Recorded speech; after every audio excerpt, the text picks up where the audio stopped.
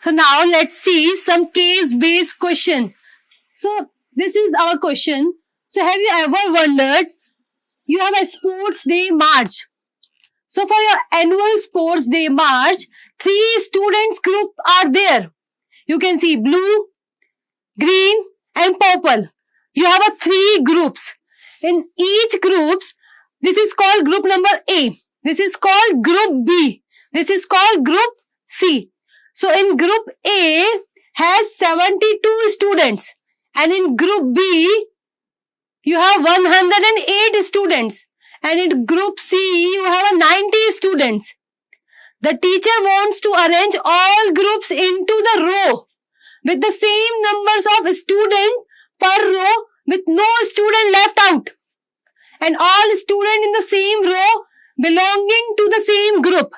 So let's see how to arrange all of this with few examples. So this is our example number first. The maximum number of students that can be in each row is. So how many students were there? How many groups were there first of all? We have group A, group B and we have group C. So in group A, how many numbers of students were there? 72. And in group B, how many number of students we have? 108. And in group C, how many number of students we have? 90. Now we need to arrange all of this so the number of students can be in each row. So number of students will be equal part in the each row. So for this, we need to find HCF. So we have to find, first of all, we have to convert 72 in the smallest factor, in the smallest prime factors. So what is the smallest prime factor here? 2. So smallest prime factor number, so first will be 2. So we can write 72 as 2 to the power 3 cross 3 to the power 2. Now, second is 108. So again the smallest prime factor will be 2.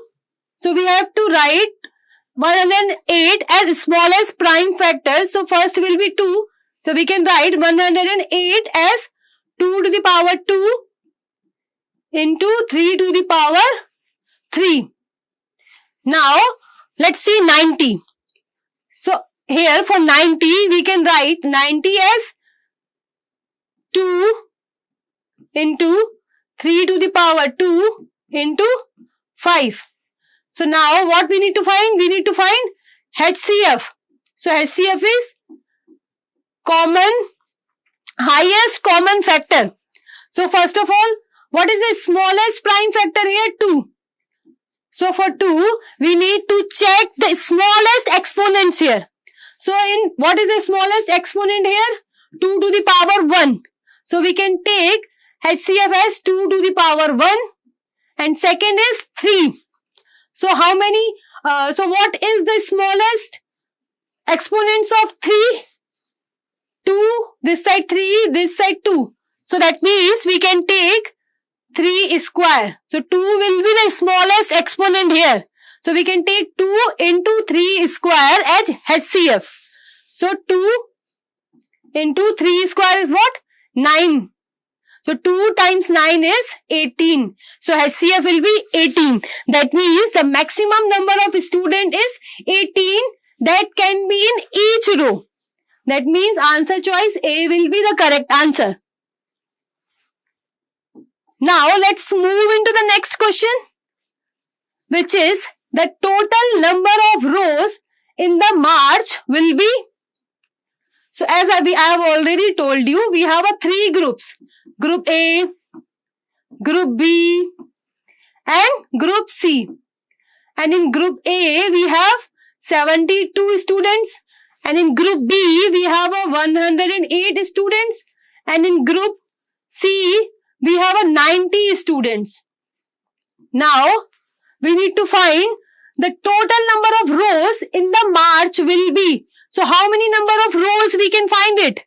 So, for this, what we need to do? We need to find HCF. We need to find HCF of 72, 108 and 90. And we have already found the HCF of these number, which is 18. So 18 is the HCF of 72, 108 and 90. So for this, now we need to find the total number of rows. So first of all, we'll see the group A. So for group A, for each students, in each row, how many students can sit? 18. So how many number of rows will be there? 4 rows we can make. And for group B, 108 total number of students we have. And how many numbers of rows will be there? 18. So how many students can be in one row? 6. How many rows we can make? 6. And for group C, we have a 90 students. So how many rows we can make for 90 students? So in each row, 18 students can sit will be 5.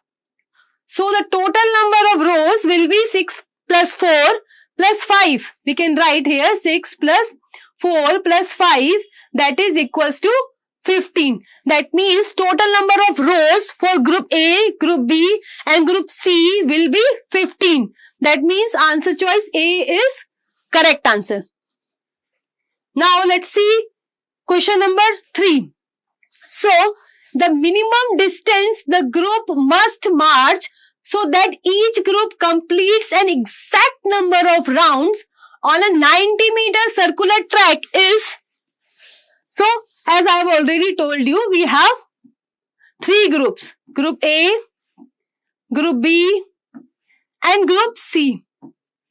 So in each group, we have Group A, number of students we have 72. In Group B, we have a number of students 108. In Group C, we have a number of students 90. So what we need to find? We need to find minimum distance. So whenever we need to find minimum distance, that means what we need to find? We need to find LCM.